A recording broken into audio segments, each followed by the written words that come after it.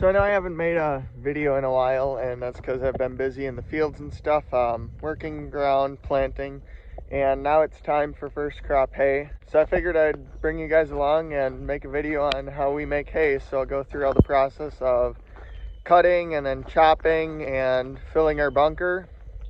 Let's go for a ride.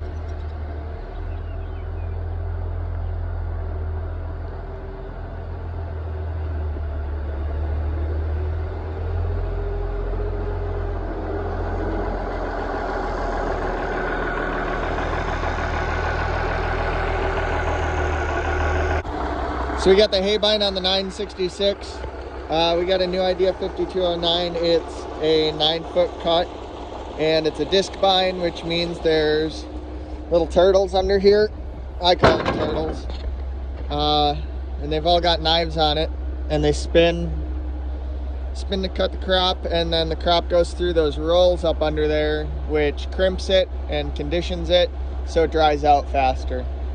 I've already gone ahead and opened up this field. I did the headlands, 6 rows of headlands, and this is our 4th year alfalfa. You can kind of see there's a lot of dandelions in it, and after we take this crop, it's going to be plowed under. We're going to plant a short day corn for silage.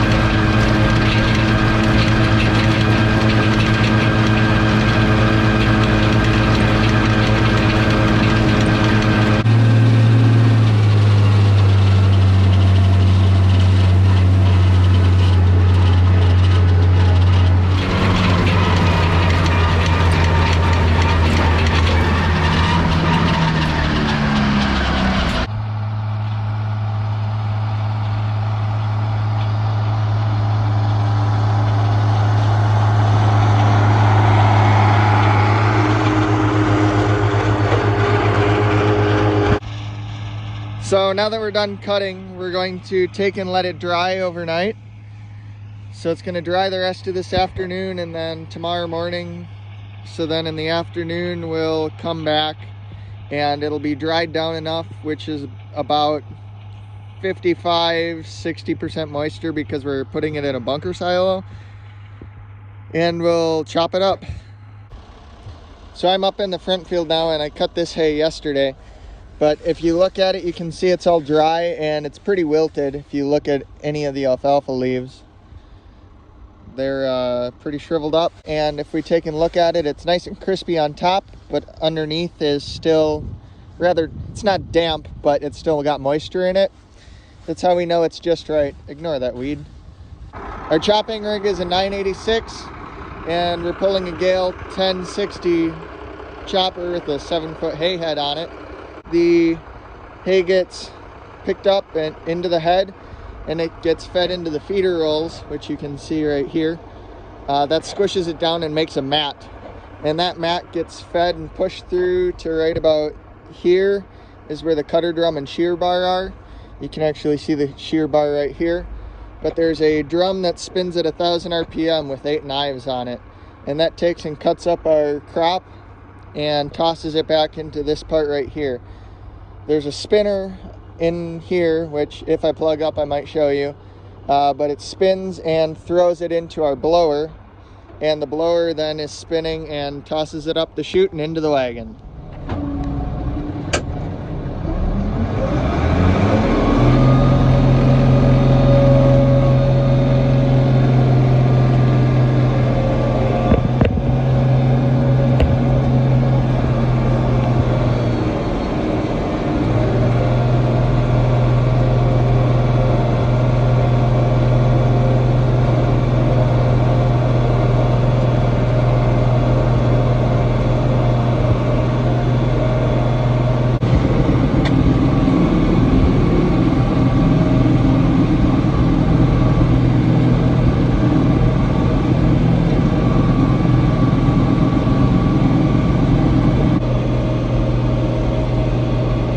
chopper also has an electronically controlled spout, so I can move it back and forth just with a little toggle switch on my control box.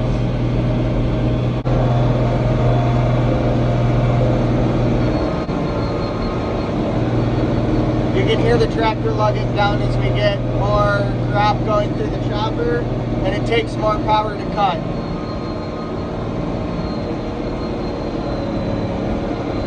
Now I'm going to have to downshift because it's too much. Then I go slower so it feeds into the chopper slower.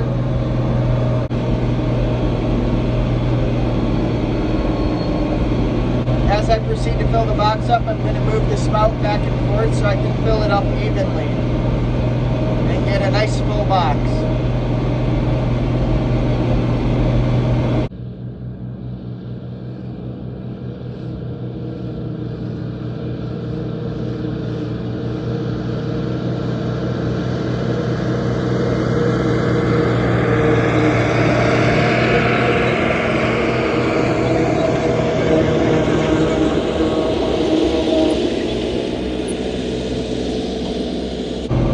Now I'm still on a headland, so as I turn this corner, I'm going to have to move the spout in order to keep it in the box.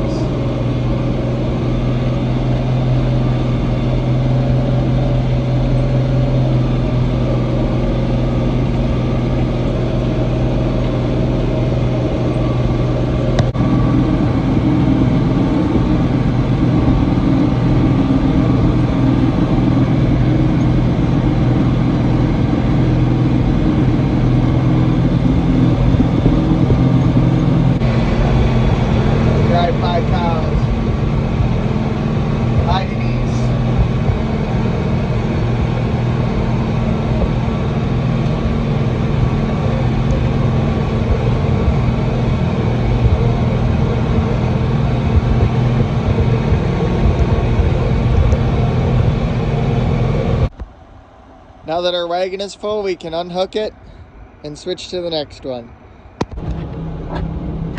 So I can just pull up on my hydraulic lever.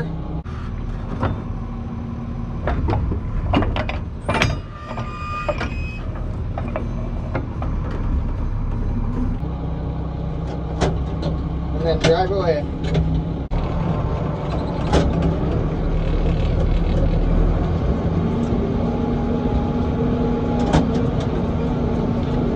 Now to hook it back up, all I got to do is back into that wagon.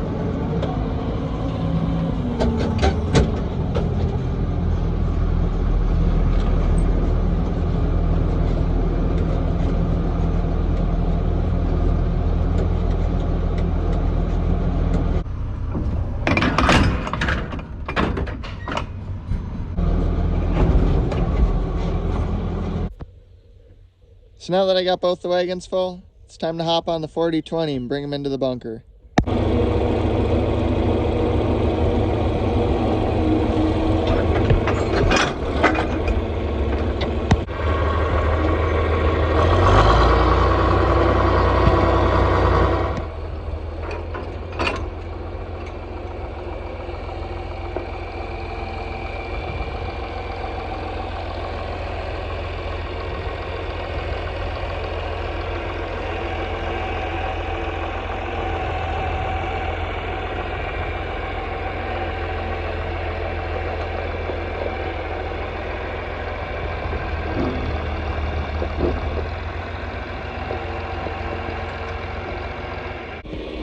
Now I have to hook up the PTO shaft to the tractor.